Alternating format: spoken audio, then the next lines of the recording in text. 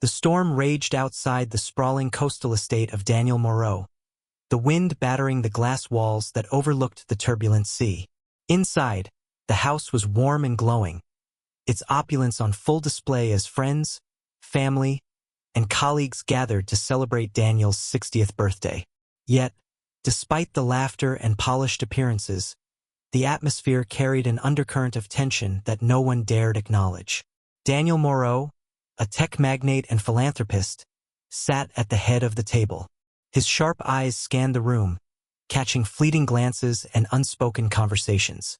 Years of building an empire had taught him to notice what others missed.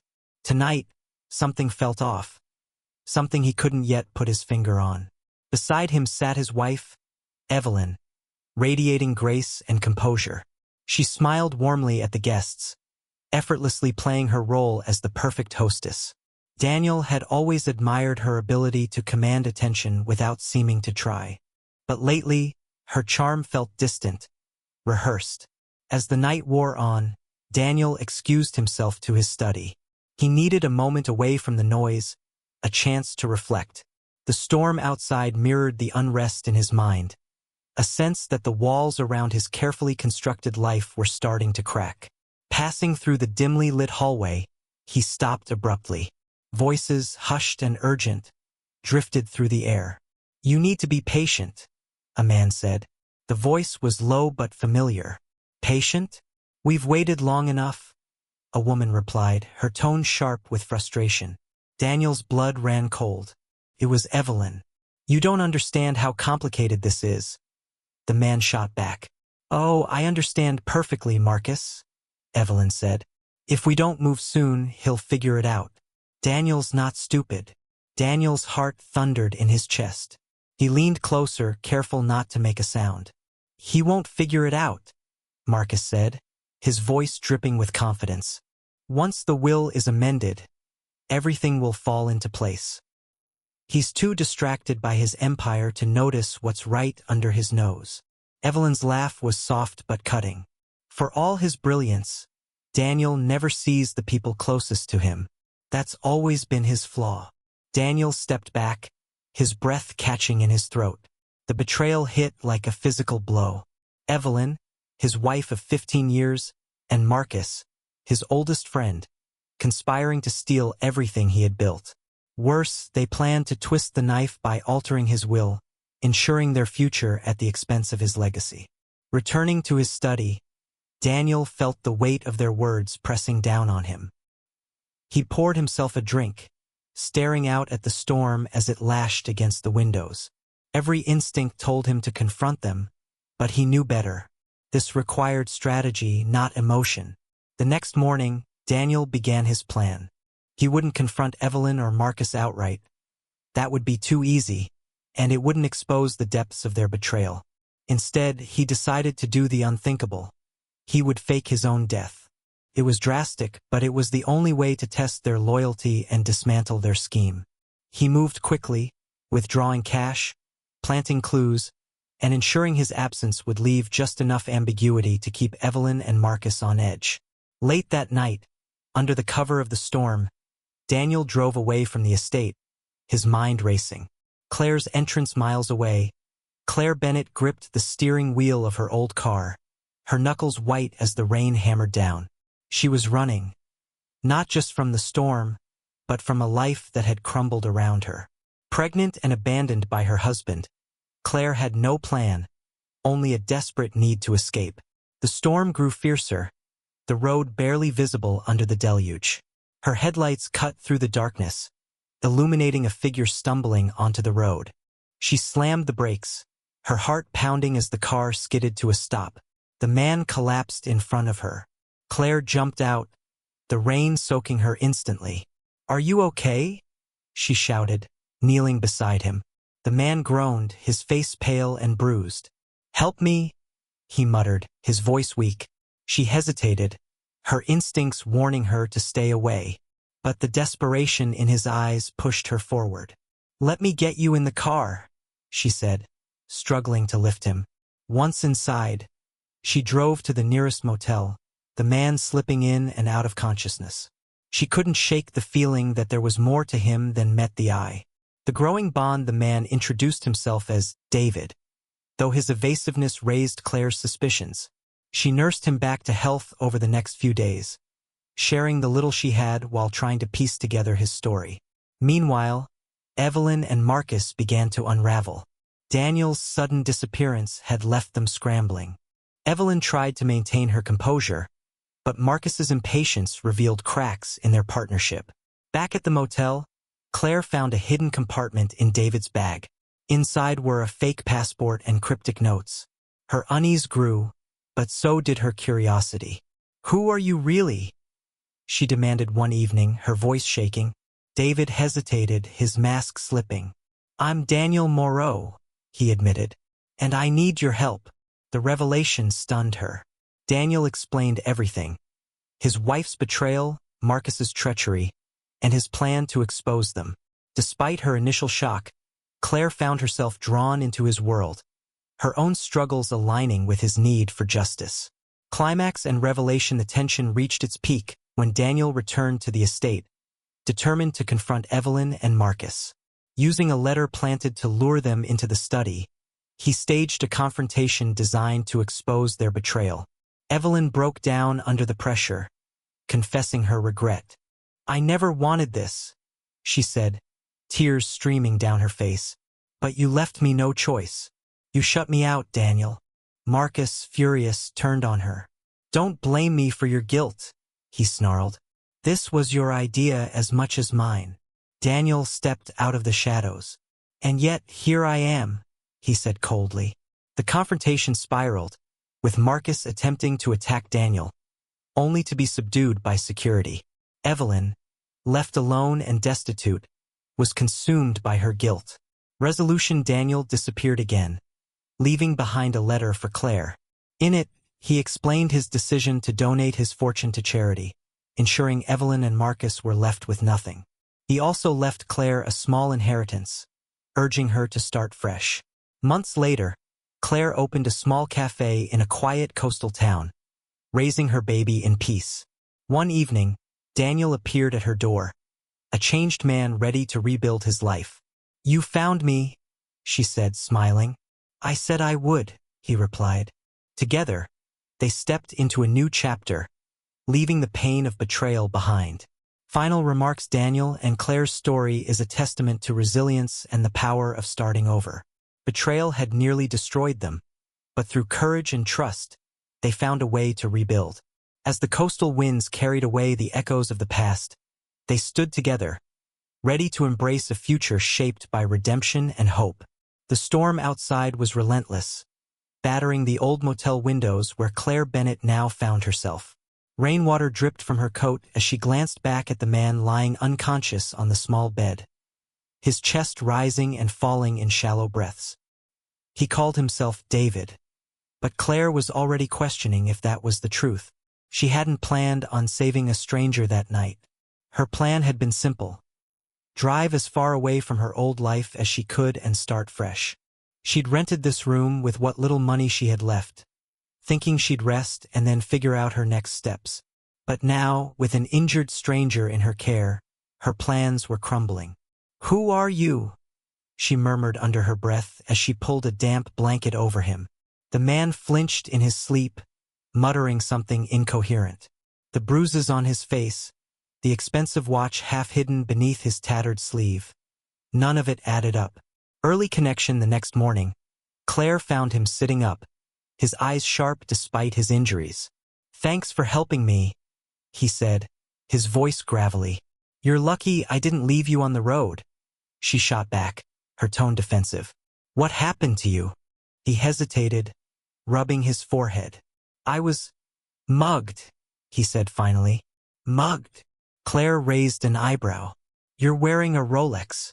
Not everyone thinks to take the watch," he replied smoothly, though the corner of his mouth twitched in what might have been amusement.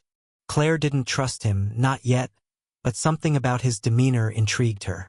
He was polite but guarded, his every word measured. The discovery of strengths over the next few days, the tension between them softened. Claire continued to nurse his wounds, and David proved himself surprisingly resourceful despite his injuries. He insisted on helping around the motel room, fixing a broken chair leg, and even cleaning dishes when Claire's energy flagged. Claire, meanwhile, found herself opening up more than she intended.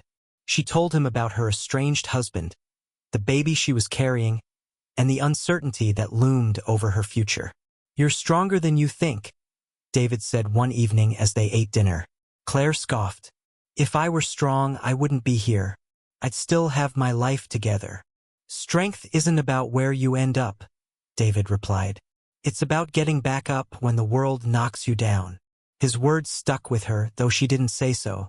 Intrigue builds. It was during one of her cleaning sprees that Claire stumbled upon the first clue that something about David wasn't as it seemed.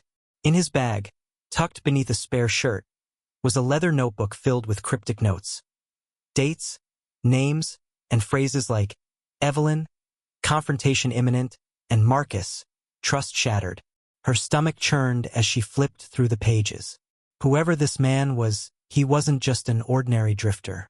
She confronted him that night. "You want to explain this?" she asked, slamming the notebook onto the table. David looked at her calmly, though she noticed a flicker of tension in his eyes. "It's not what you think." "Then tell me what it is," Claire demanded. David took a deep breath. "I'm not who I said I was. My real name is Daniel Moreau." Claire blinked, the name vaguely familiar. "The tech billionaire?" "Yes." "Why are you hiding out in a motel?" she asked, her voice rising. Daniel hesitated, then began to tell her the truth. He spoke of his wife, Evelyn, and his oldest friend, Marcus. He told her about the affair, the betrayal, and their plan to steal everything he had built. Claire listened in stunned silence as the pieces fell into place. "You faked your death?" she asked when he finished. Daniel nodded. "I needed to see what they would do without me in the picture. And now, I need your help to finish what I started." Supporting characters back at the Moreau estate, Evelyn and Marcus were unraveling. Daniel's disappearance had thrown their plans into chaos. Evelyn, who had once been confident and composed, was now paranoid and guilt-ridden. She suspected foul play, though Marcus dismissed her concerns. "You're overthinking it," Marcus said one afternoon as they went over the amended will. "Am I?" Evelyn snapped. Daniel was too smart to just disappear without a trace. Marcus leaned back in his chair, his smirk infuriatingly smug. "If he were alive, he'd have come for us by now." Evelyn wasn't so sure. Meanwhile, Claire's friend Rosie entered the picture. A practical woman with a sharp tongue, Rosie was the only person Claire trusted enough to call. When Rosie arrived at the motel, she was immediately wary of Daniel. "He's trouble," Rosie said bluntly after Daniel stepped outside to make a call. "You've got enough on your plate without getting tangled up with some rich guy's drama." "He's not what you think," Claire said, though she wasn't sure if she was trying to convince Rosie or herself. "Maybe not," Rosie replied. "But think about your baby. That's what matters now." Challenges and bonding as Daniel and Claire moved to a safer location. A remote coastal cabin, challenges continued to mount. Evelyn and Marcus had hired a private investigator to dig into Daniel's disappearance. The investigator came dangerously close to finding them, forcing Daniel to change his plans on the fly. Claire's estranged husband, Jason, also reappeared, demanding to be part of her life again. His presence brought chaos, forcing Claire to confront her past while trying to navigate her role in Daniel's schemes. Despite the chaos, moments of quiet connection deepened the bond between Daniel and Claire. One afternoon, as they prepared the cabin for the baby's arrival, Daniel surprised Claire by building a crib out of spare wood he found in the shed. "You didn't have to do this," Claire said, her voice soft. "I wanted to," Daniel replied. "It's been a long time since I built something that mattered." Symbolic discoveries. One stormy night, Claire discovered an old family photo among Daniel's belongings. It showed him with Evelyn and a much younger Marcus, all smiles and warmth. The sight of it broke something in her. "You loved her, didn't you?" Claire asked when she showed him the photo. Daniel nodded. "More than anything." And that's what makes this so hard. Claire placed a hand on his shoulder. Then don't let revenge be the only thing you have left. You deserve more than that. The Web Titans back at the estate. Evelyn found a letter postmarked after Daniel's supposed death. The letter was vague but carried a clear message. I know what you've done. The paranoia that had been simmering finally boiled over. Evelyn accused Marcus of setting them up, while Marcus accused her of losing her nerve. Their partnership began to fracture, and Daniel, watching from afar, knew it was only a matter of time before they turned on each other. Conclusion of the bond as the pieces of Daniel's plan began to fall into place. His relationship with Claire became something he hadn't expected. A source of hope. She challenged him, softened him, and reminded him that life could still hold meaning beyond betrayal. In turn, Daniel became a protector for Claire, ensuring she had the resources and safety she needed to start over. Their bond was no longer about mutual survival, it was about mutual healing. The growing bond between Daniel and Claire set the stage for the final confrontation, where the web of lies, betrayal, and greed would finally unravel. But as they prepared for what lay ahead, one thing became clear. Their connection had given both of them something they thought they had lost: purpose. The coastal winds howled, battering the estate as dark clouds loomed overhead. The tension inside the grand study was even heavier than the storm outside. Evelyn and Marcus stood across from each other, their partnership fraying at the seams. We're running out of time, Evelyn snapped, pacing the room. Her usually composed demeanor was gone, replaced by a raw, frantic energy. Relax, Marcus said with his usual arrogance, reclining in the leather chair as if they weren't teetering on the edge of disaster. Daniel's gone, Evelyn. Dead. Whatever guilt you're carrying, bury it. He's not coming back. But Evelyn wasn't convinced. Over the past weeks, strange things had been happening. Anonymous letters, cryptic calls, and most damningly, a photograph of Daniel mailed to the estate, postmarked weeks after his supposed death. Don't you see? Evelyn hissed. He's playing with us. He knows, Marcus. He knows everything. Marcus's smirk faltered for a moment, replaced by a flicker of doubt. Even if he is alive, Marcus countered, leaning forward. What's he going to do? Walk in here and expose us? He can't. Evelyn. Legally, he's dead.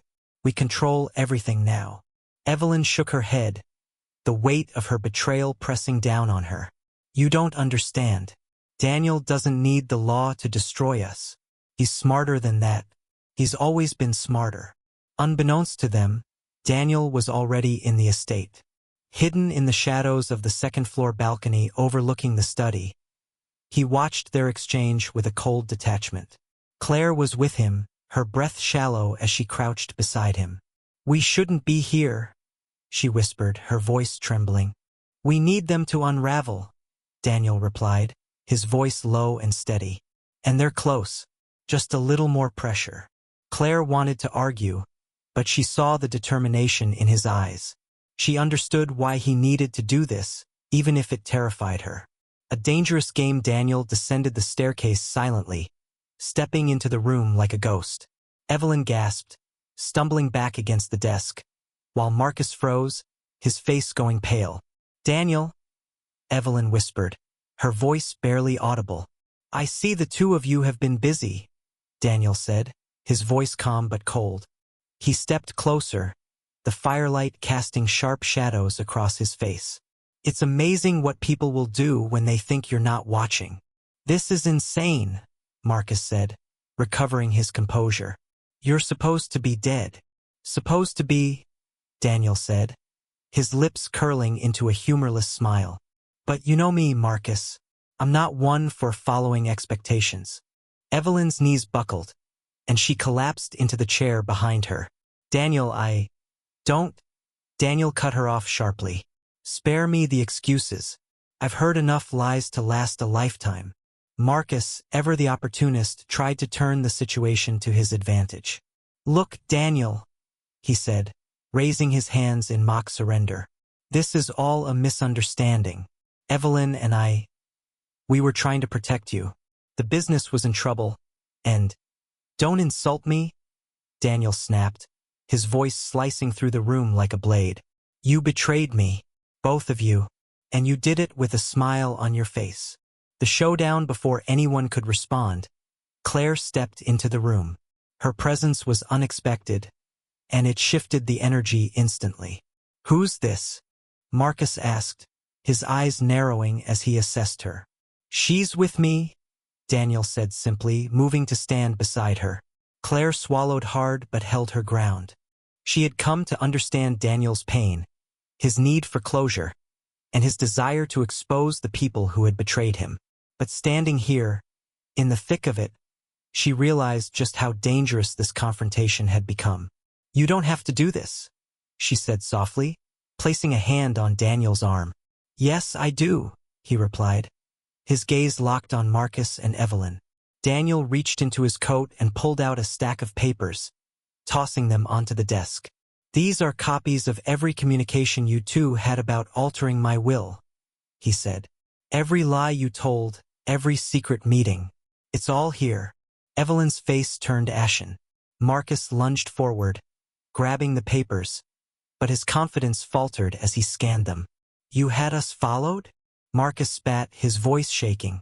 I didn't need to follow you, Daniel said. You were careless, greedy.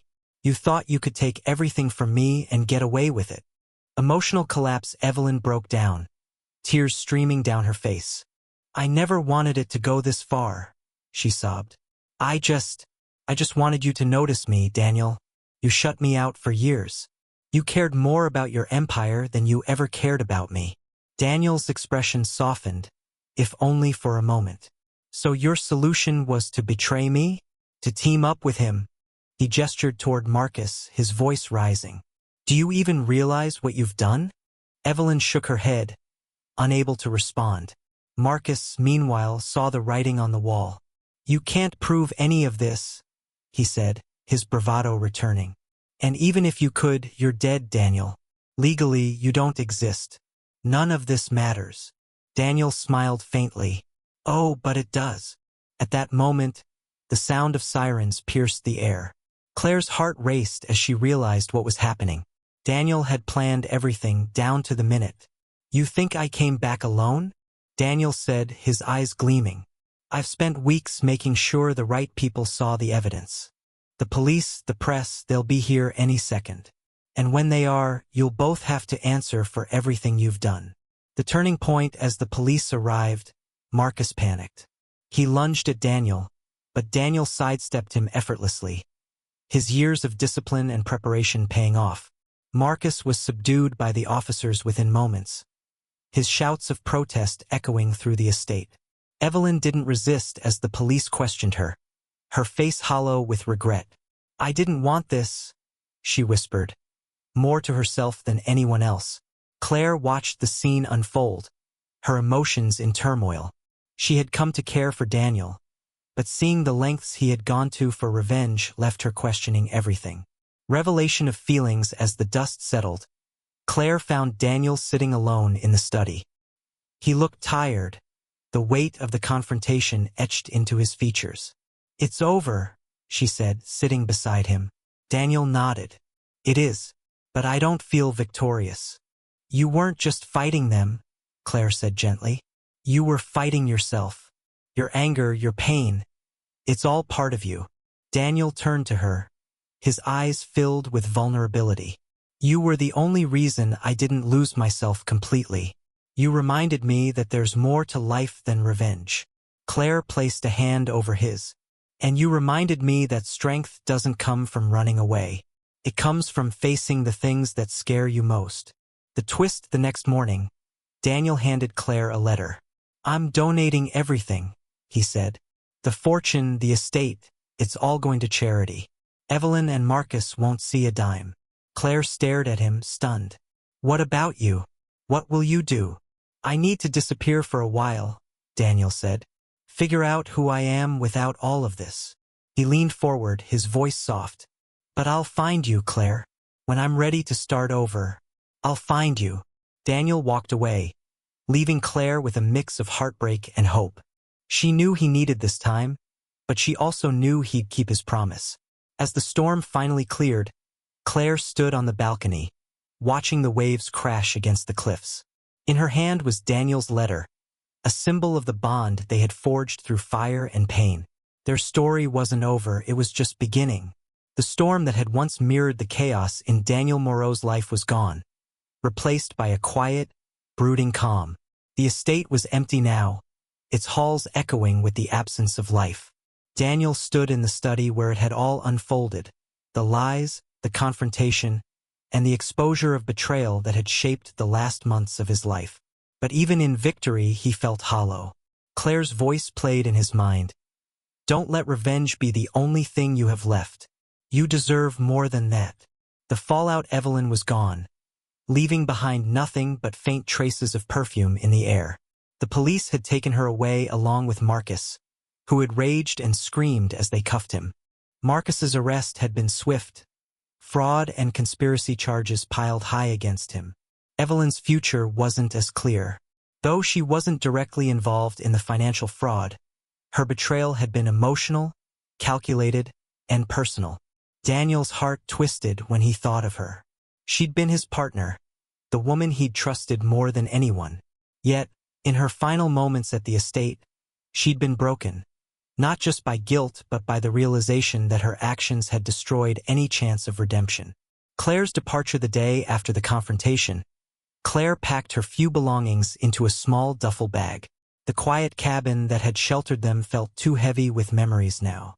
She had come to care for Daniel deeply, but his world, his pain and the choices he had made, weren't hers to bear. I'm leaving, she told him softly, standing in the doorway as Daniel fixed a chair she had complained about earlier. Daniel paused, the weight of her words hitting him like a blow. Where will you go? Claire shrugged. I don't know. Somewhere quiet. Somewhere I can raise my child without looking over my shoulder. He set the hammer down and looked at her, his eyes filled with something she couldn't quite place. Regret, longing, maybe even hope. You don't have to do this alone. I know, she replied, but I think I need to. Daniel didn't try to stop her. He simply nodded, walking her to the car. Before she left, she handed him something. A small, folded piece of paper. In case you need to find me, she said. He didn't open it right away. Evelyn's struggles months passed, and Evelyn found herself in a small, shabby apartment on the outskirts of the city. She had avoided jail time, thanks to a sympathetic lawyer and lack of direct evidence tying her to Marcus's financial crimes. But freedom came at a cost. She had lost everything. The estate, her status, her reputation. Friends she once hosted at lavish dinners no longer returned her calls. Stripped of the wealth and power she had once shared with Daniel, Evelyn was left to confront the emptiness of her choices. One evening, she sat at a weathered kitchen table, flipping through an old photo album she'd managed to salvage. Photos of her and Daniel smiled back at her, frozen in a time when their love had been real, untarnished by betrayal and ambition. A single tear slid down her cheek as she whispered into the silence. I'm sorry, Daniel, for everything. Claire's new life in a small coastal town miles away, Claire had begun to rebuild. She rented a modest house and used part of the inheritance Daniel had left her to open a cozy cafe. The baby, a boy she named Noah, was the light of her life. The cafe quickly became the heart of the town. Locals and travelers alike flocked to its warm interior, drawn in by Claire's kindness and the sense of calm she radiated. Though she had left her past behind, Daniel's influence lingered in the way she handled challenges, with quiet strength and determination.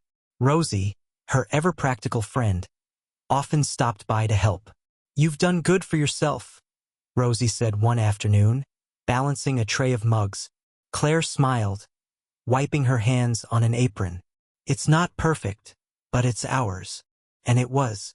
For the first time in years, Claire felt a sense of belonging. Daniel's transformation far from the chaos of his old life. Daniel lived in anonymity. He had disappeared again, but this time not out of necessity or revenge. This was a self-imposed exile, a chance to figure out who he was without the weight of his empire or the shadows of betrayal. He spent his days volunteering at a small community center, fixing things, and teaching young people the skills he'd spent decades perfecting. It wasn't the life he had envisioned, but it was one he was slowly learning to appreciate. At night, he read the letter Claire had given him, her address scrawled at the bottom. He had memorized it long ago but hadn't yet found the courage to use it. The intrigue is revealed one evening. As Daniel walked along the beach near his temporary home, he stopped to watch the sunset. The colors were vibrant, but his thoughts were elsewhere, on Claire. He thought back to her words, the strength she had shown even when her own life was in shambles.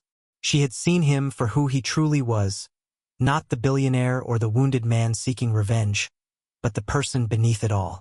Daniel realized then that everything, his betrayal, his revenge, his disappearance, had been leading him here, not to a grand victory or a return to his old life, but to a chance at redemption. The reunion months later, Claire was closing the cafe for the night when the doorbell chimed. She turned, expecting a last-minute customer, but froze when she saw him. Daniel stood in the doorway looking different. He was still the same man, but there was a lightness to him now, a calm that hadn't been there before. "Daniel," she said, her voice barely a whisper. "I told you I'd find you," he replied, stepping inside. Claire's heart raced as she searched his face for answers. "Why now?" "Because I wasn't ready before," he admitted. "I needed to figure out who I was without all the noise. And I needed to make sure I wasn't bringing the worst parts of myself to you." Claire studied him for a moment, then smiled. "You're just in time. I've got coffee brewing." Daniel chuckled, the sound unfamiliar even to himself. "I'd like that." A life rebuilt in the weeks that followed, Daniel became part of Claire's world.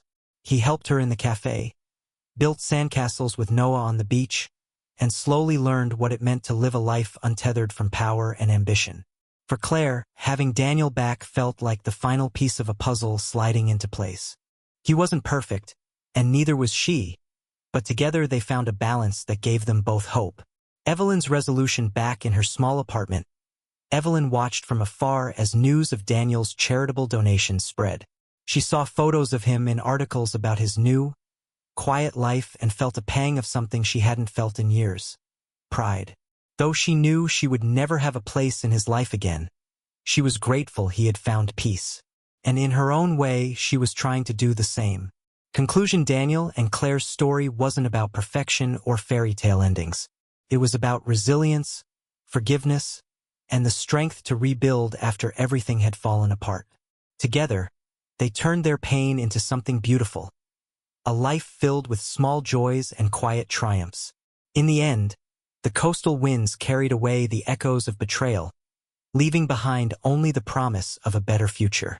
And as Daniel and Claire stood on the beach, Noah laughing between them, they knew that sometimes the hardest trials lead to the most meaningful redemption.